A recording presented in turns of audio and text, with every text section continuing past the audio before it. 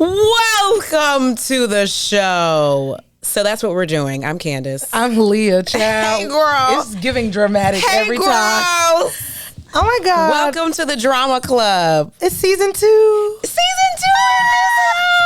2. I can't believe it. Like, we're Leah back. and her lemonade are back, honey. Child, barely. I mean, listen, honey. Where are your lemons? You should have lemons here. I know. I should. Well, first of all, we have our cups, and we have to shout out to professional_hood rat once again because we're finally together. So now we can finally show our beautiful logoed cups. Oh, and you guys, since we're talking about the cups and we have the hashtag here, when you guys are liking and subscribing and commenting, subscribe to our channel or to our YouTube channel, subscribe to our podcast, and on Instagram, subscribe to. So that's what we're doing. And then use this hashtag. Hashtag STWWD. Right. Like, I mean, it's pretty simple and we get to interact with you guys. Yes. Which is the most important part. You can ask us questions. You Give can us comment. ideas. Tell us how much you love it or how much you hate me. You know, either one. Yeah. Everybody Some people loves hate me too. Candiace. I mean, they don't really hate you. Yeah, well, sometimes they do, but yeah, no, they hate you more. But Yeah, they I hate mean, me more. you know, it's fine. And oh wait, before we get into the foolishness, because today's episode is all about airing shit out, saying what we got to say, and cutting it off. But before we do that, we also got to shout out DTLR Radio Studios because that's where we're recording live from. Here we are. Yeah, shout out to them and Unruly for setting us up and having us looking right because we had to take this shit to a new level. It's where everything is going. Because like there's a lot in store, honestly, for the podcast. I'm thinking live. Yeah, live podcasts, shows. Guests, drama, and more. So I might cry. Am I gonna cry? Do you even have a tissue? I don't have any tissue, so I can't cry. Right. Okay, well, yeah. Hold your. Did I cry all last season? I don't think I cried. Are you crazy? Did I cry? Chris, I will cuss these bitches out. You don't remember that outside at the house with Wendy when you was mad? When you and me was throwing salad, bitch. No, did I cry on the podcast? Oh, I thought you meant the show. I know I was crying on that damn show. The show lives to have me cry.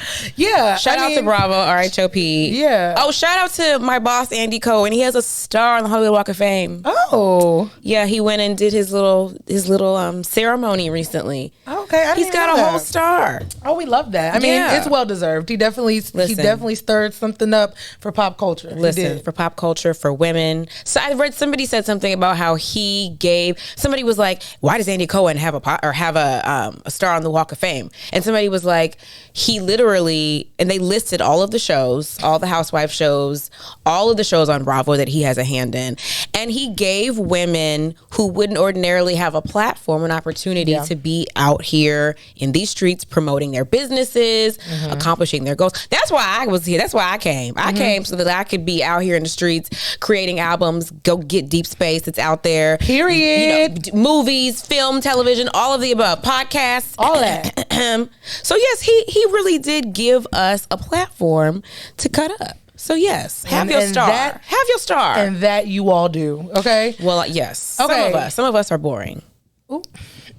Okay, that's how we're starting the season off. Okay, listen. Well, you know what? Actually, today may be a little shady because I want us to address the shit that we have not been able to talk about since we left. I mean, you've done a whole season. You've had a lot of drama. I mean, you and Nicki Minaj, that is a whole moment in itself. You know, the social media verse slivered down my throat after I defended Mike Todd a little bit. Yeah, well, I'm gonna get on your ass about that too. Yeah, yes. I have dating stories that are going to top the ones from last season. So, I mean, let's just get into it. Hashtag Data Daddy.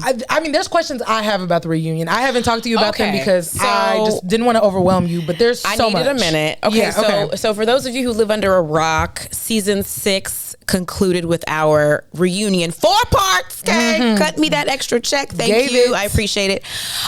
And we were yet surprised by the guest of all guests, okay? The queen of hip hop. She is a pop culture icon. She's a hip hop icon. She's just an icon and just being an icon. Right. Nicki Minaj showed up at our season 6 reunion. Oh, Nika. She was there, I think, part 4, she popped in. We had no idea she was coming. So all of the girls do rounds at Watch What Happens Live, which is the after show on Bravo. And every one of us would go to the show. And at the end of the show, we would pull Angie to the side and say, hey, what's the update on Nicki? And he would say, I don't know, I'm not sure. And the last person to go on Watch What Happens Live before the reunion was Ashley. And Andy told Ashley that she was not coming, that it just wasn't going to work. And then I think Ashley or somebody told me that she wasn't coming. So then when we sat down and she did that little janky video on her phone. Her Android. Right. Nikki. I was like, Nikki. I was like, they wrong for that. This is national TV. It was very like... She was like sleepy-eyed and, hey, guys, I'm so sorry. I'm not going to be able to make it. I love y'all. Like, she did all that. And we were like, oh, damn, Nikki's not coming. Man. But, I was, because the reunion is like, all day. It's game day. It's Super Bowl. So I was focused. I was like, okay, she's not coming. Okay, what's next? Let's get to it. Then we took this really long break, which we never do. And it was like a production That wasn't thing. Suspicious to you? No, because we're delirious. We'd been there for like 10 hours at that point. I was like, okay, we're taking a break. I'm going to go eat a salad and lay down. And then they tell us to come back. And that during that break, she was like getting mic'd and getting situated and stuff. So we come back and Andy's like, I need some tequila, which was weird. And then they started playing the Potomac for Life song. And she popped out of the back of the set. And it was this little tiny brown looking Barbie girl. And I was like, who the fuck is that? Like, and what is she doing on our set? We need to call security. What's going on? Security. And then everybody was screaming. I was like, oh my God, it's freaking Nicki Minaj. Like, what? I was, if you see me, I was stunned. Like, I didn't clap. I was just like looking like stuck. And she's like, and she comes with her bottle of tequila, and she's so cute and little. She's gorgeous. Yes. Her wig was late. Edges was doing what they were supposed to do, and she came in and read us down, read us for filth. But you know what? Nobody was safe. I will say this. Nikki asked the shit we wanted to know. I didn't want no play from any of y'all. Yes. And you know what? I will say this. I'm on a podcast with you, and a lot of times people think that you lack accountability. So me? Yes, you. Hey, hold me. Yes, you. So I think that it was good, though, that she was able to question you on that. Yes. Because people think that you're never confronted about your mouth. Yes. And I think that was a great way, for us to lay it down. And she did it to everybody, including Ashley's ass. Which I was so surprised. Why? You was trying to defend Ashley to Nicki Minaj. I was like, Candiace, this is not your fight, bitch. Shut up. I was delirious. You were like, charge it no, to the game. Nikki, she has to come to work. It's really hard. Well, I felt bad for her. Paycheck. And I don't. Ashley and I have had our peaks and our valleys, many valleys. Okay. And I typically like to sit back and just let Ashley get her lashings because I like to get them in too. Yeah. But I have a soft spot for mothers because I've had a tumultuous journey to figuring out motherhood myself.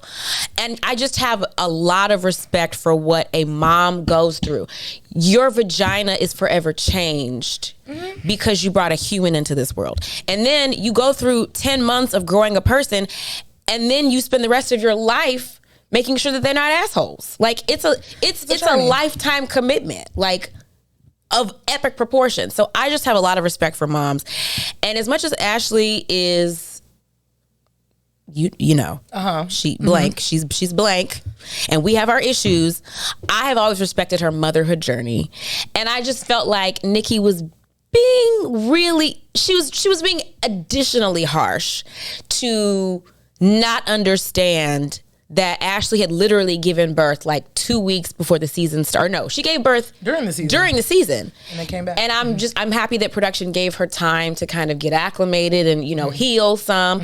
But she had to come to work. And when she was absent for a lot of the beginning of the season, so she had to come down and stir up drama, and I'm going to call her on it, but she was doing her job. Yeah. And I just felt like Nikki should have understood. She needed to understand that. She needed the context. Yes. I was there to provide context.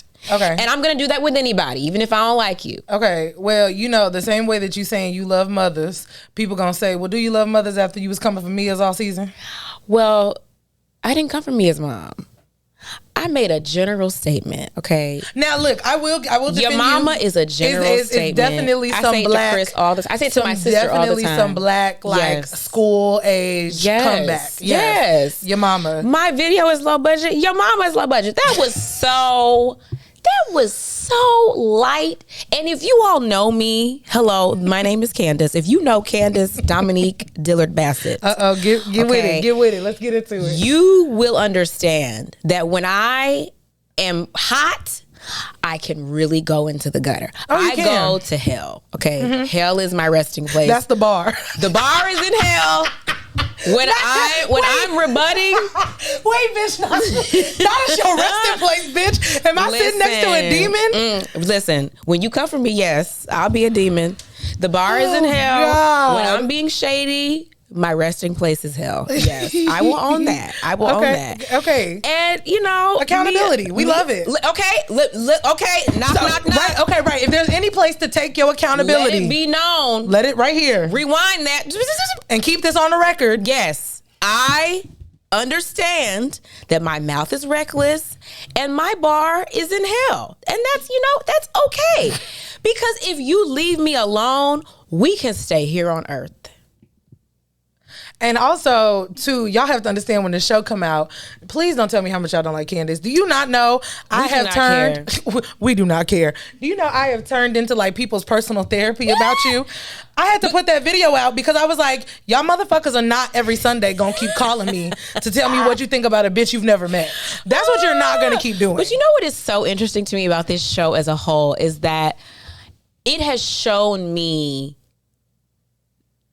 that not just me, my castmates as a whole, we are a mirror for so many people. Yeah. This show really evokes so much emotion and pulls so much out of people that it does trigger people or force people to address things or look at things in their own lives, or it just shows people or shows me how trash people are. Like, you are so upset with 2 minutes of me cussing out somebody that was talking about my video that you want to write me an email that is a foot long on the iPhone telling me how garbage I am, how trash I am, how my mother pays for everything, my husband's gonna leave me. It's like, girl, in the time you took to write this email, you could have been moisturizing your ashy knees and washing your dirty bed sheets, because I know that they are filthy. You had time to write this email. You did not wash your bed sheets. So like it just shows me, it peers into humanity in a really therapeutic and interesting way. Well, yeah, and I've always said this about reality TV. I think the reason that reality TV is so successful is because you watch on screen and it's like, damn, other people's lives are just as fucked up or more than mine. It's almost like a level, but that's why it's so easy to judge, right? Yes. Because I'm sitting at home watching you on my couch as you act a fucking fool, and I'm better than you. Yes, I'm above this. I'm above it, but I'm watching it. But I'm above it. And then going to work and talking about it, and then going your group chats talking about it. Yeah, of course. So I think, and I think for me, as your friend and as someone who knew you, I think, because a lot of people are like, how do you do with Candiace? How do you do a podcast with someone like that? One, first and foremost, I met you before, when you first started the show. So you had not said a single word. So I met Candiace as Candiace. And so there was no perception for me to have other than the one that I met you under. Yes. And so that's the first line, right? And let's be very fucking clear. Do I watch some things you do on reality TV and I'm like, Jesus, Candiace? Of course. What?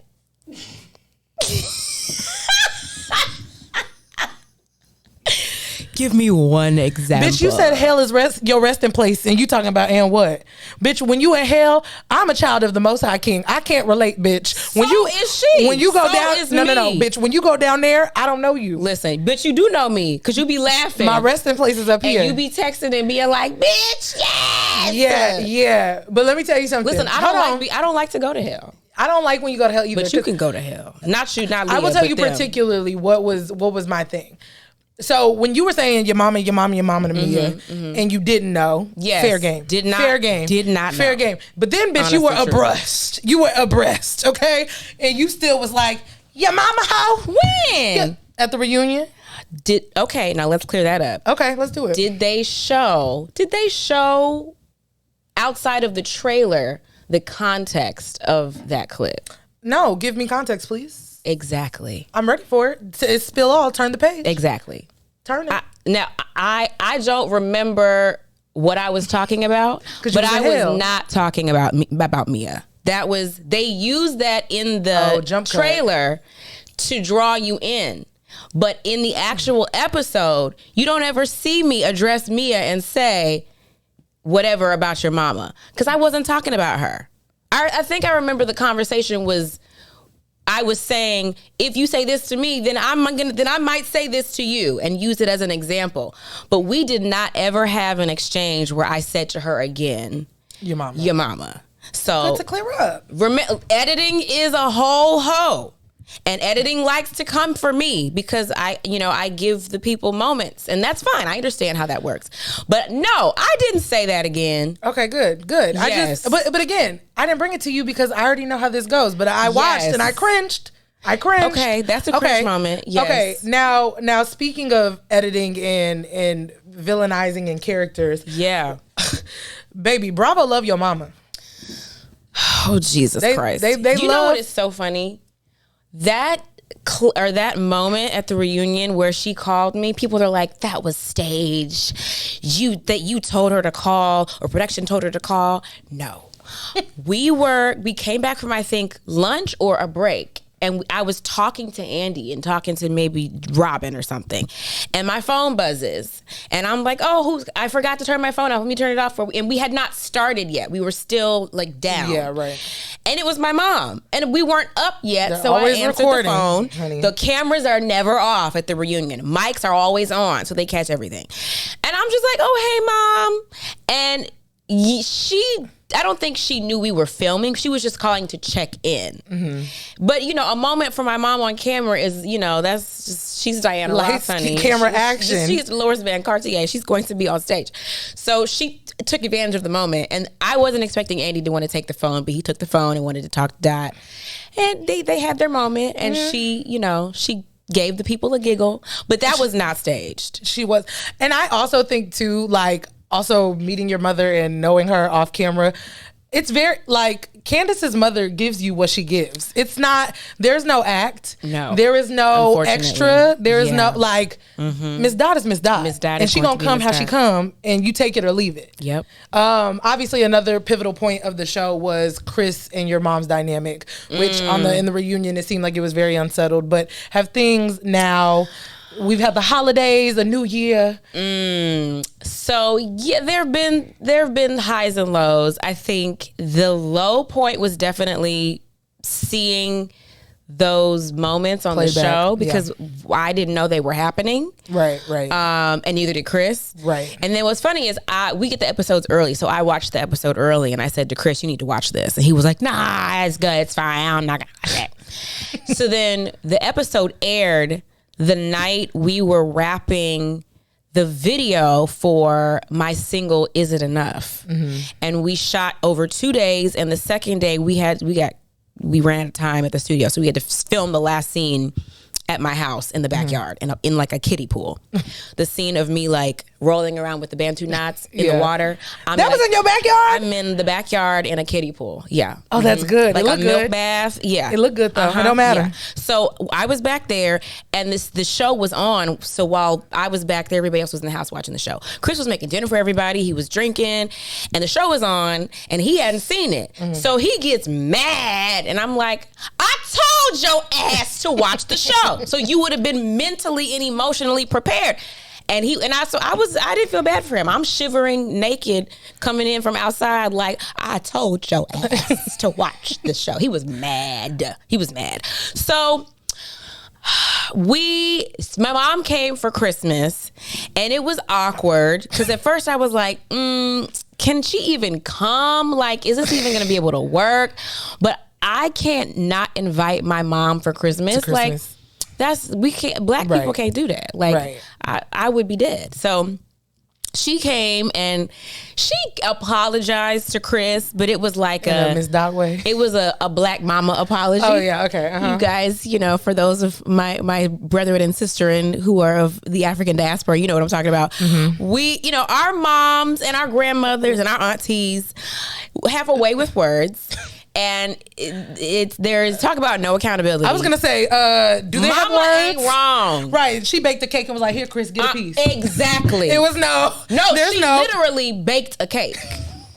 I know black mothers. She made a pound cake. And she makes good pound cake. It's my late grandmother's recipe. She made this pound cake and she put it in my little cake dish. And she gave Chris the first slice. And she cut the slice. I know. I promise you. I know. Yes. That's what black mothers do. And I was looking at her like, you need to. So then she says, well, Chris, that is her voice. Stop it. We are a family, and we're not going to let this show come in between us, okay? So, if I said anything, I apologize. And Chris is, he's not about to scrap with no black lady. I was going to say, Chris also grew up in a white household with firm apologies and looking in your eyes. Well, no, he didn't. He didn't. No, Chris's family, if you let him come and tell his story, his family is a lot like mine.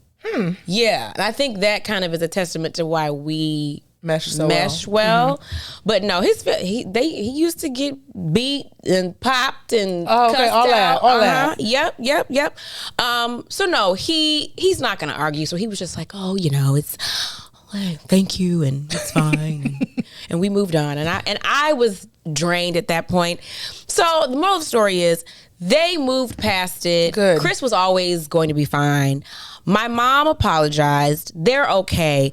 But it's like, it's difficult because now I'm like, do I want my mom to come back on to the show? Like, can she be on the show? And me not worry about whether or not she's going to have another hot mic moment. I don't know. We'll see. Yeah. I mean, baby, one thing about y'all. We'll see. Because at this point, I'm like, she don't need to come back. We're good. But, the show loves Dot. They do. I mean, so they're going to want her to be around. And for quick reference, for people who don't know what happened, essentially, it was Candiace's shoot. She was doing her video and a conversation. Actually, several conversations happened at the drive back shoot. Yes, where people were insinuating about what Chris provides to the household and how so, and what is he the manager? Does he get paid? It was a bunch of different conversations, but Candiace's mother decided to indulge. Oh yes, honey. Yeah, she indulged. She's in the mix. And yeah, it just was a bad look, and she fabricated some things. Okay. Yeah. She did fabricate some One things. thing I will say is, I know you and Karen are in a rough place, but I appreciated her shutting that shit down. Karen said, ooh.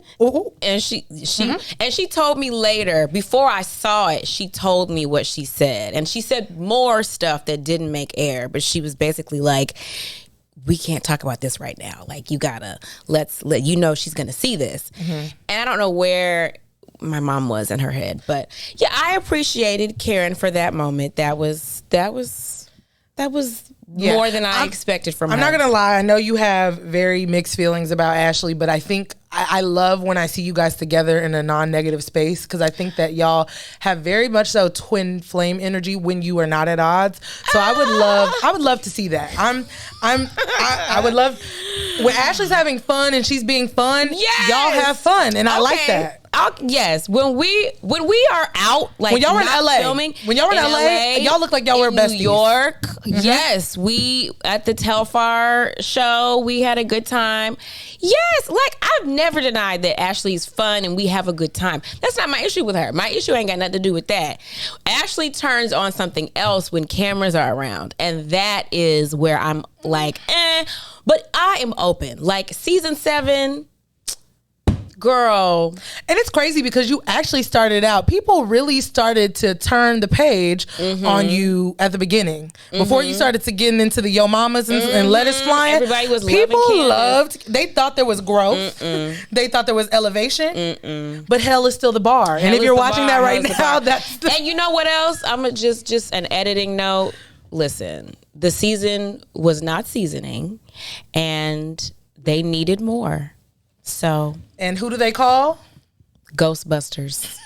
Over it. Okay. They call this one. Okay. So just know. I'm glad we've got to clear that up because this is the place to do it. And I ain't clearing up nothing else. So don't ask me shit. I'm not clearing it up. That was it. Yeah. Now you got to clear some things up. Okay. Because I have questions. Because I will put you in timeout. Okay. This Mike Todd comment shenanigan BS. You are supporting or defending a man who wiped the spittle from his mouth onto his brother's face. And you going to his church? I have questions. I do. Do you go to, does he have a church? I watched. Yes, it's in Tulsa, Oklahoma. Okay. Yes, yes. Transformation Church. Shout out to TC Nation. Whoop, whoop, whoop. Transformation. TCDC. Let's go. Transformation of spit. Listen, let me tell y'all something. Okay, real quick. Let me tell you what my comment is. Shout out to the Neighborhood Talk because they pinned my goddamn comment. We love Kyle. Sometimes you comment and you don't think that it's gonna do something, and then it does something, and then. Yeah, I was not ready for it to do something. What did you say? So basically, what I said was, listen. Very disgusting. It was hard to watch live because I watched it live. Oh God. I said, honestly speaking, this is not his first time doing a spit demonstration. It's not. It's actually his third. What? I see. People don't know. But who else is he rubbing spit on? No. The same person, his brother, for the demonstrations. First of all, y'all need to read your Bibles because Jesus spit on the ground. Jesus now is I'm the about son to of preach. man. No, now I'm about to preach. Todd is a now black I'm about man. to preach. Listen, I don't know. No. Now I'm about to preach. Now I'm about to preach. Now I'm about to preach. No. Because in the Bible. Okay, what you're not going to do is compare. In the Bible. My God. Jesus. To no Mike Todd. Took his spit. We know Put it on the ground. What did he do? He rubbed it till he made mud. We know. What Mike Todd was saying was, in the first sermon he ever used spit, was the fact that Jesus had to literally spit into the dirt to make it mud. Yes. Can you imagine the amount of spit? Now, am I condoning him spitting? God did not call me to be using that illustration. It would never be me. I don't give a fuck how much I love Jesus. That would never be me. However, this was his blood brother who consented to this multiple times, which I don't understand. What's wrong with you? Yeah, that's their Mike business. Todd's brother. That's their Call business. us. I have questions. Stop. Blink twice if you need. No, I'm playing. No, literally. Don't you do need that. out. But watching the sermon in its full context, the illustration was powerful. I'm not gonna lie to you. You weren't distracted, Leah. Like I would be. The Candiace, spirit would have left. I turned my head for sure. God is not in that. I turned my head for sure, but like the full context of the entire sermon.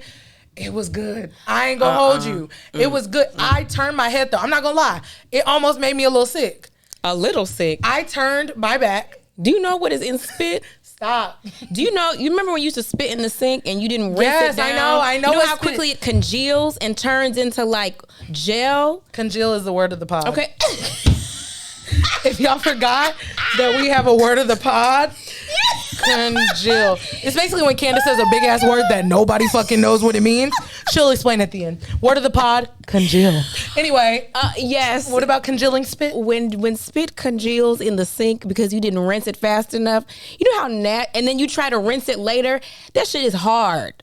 I don't want nobody's congealed nothing on my face. I don't. Okay. Do other things congeal? No, he will never congeal on my face. No, but do other things congeal? That's what I'm saying. I don't know because it never landed on my face. Oh, nothing has congealed your face. Hell no. Has it congealed your face? No, it hasn't. Wait, how we talking about Jesus right now and we congealing? Okay, but things the marriage bed is undefiled. I'm okay. It is. I don't know what you're doing. I'm not married, okay. but nothing has ever hit my face in that nature. No, he would be dead. And he knows. Don't ever. I have a friend whose boyfriend thinks that's slutty. Men should only do congeal on women's faces they're not really involved with like that. Anyway, back to the pastor and his message.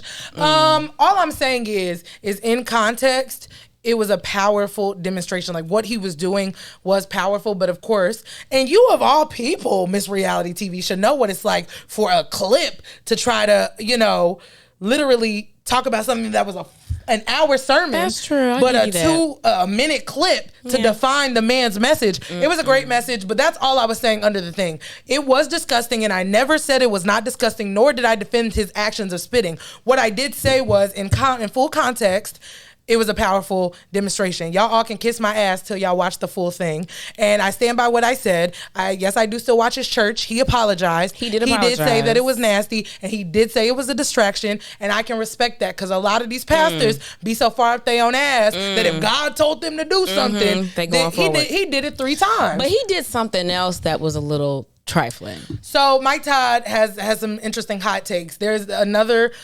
clip where he basically said that in the Bible, it's even domestic violence is not the thing that is said to be a reason to leave. But he didn't say if you getting whooped on stay. He just talked about the things that the Bible claims are grounds to get a divorce. Hell, we get a divorce if we don't like niggas left pinky. People ain't living by the Bible anyway. No. So people again, taking a second of a clip and then making it about not liking him. And again, you get the platforms, you know what comes with it. So I don't think that Mike Todd is anything, but I think he's used to that, because this is not the first one of his sermons that have gone viral. Yeah. But I think this is the first one of this magnitude, right? And he has a certain platform. I mean, the man has over 1 million followers on social media. There's over thousands of people that watch the sermons weekly. Did he spit in the dirt to create those followers, or are they real?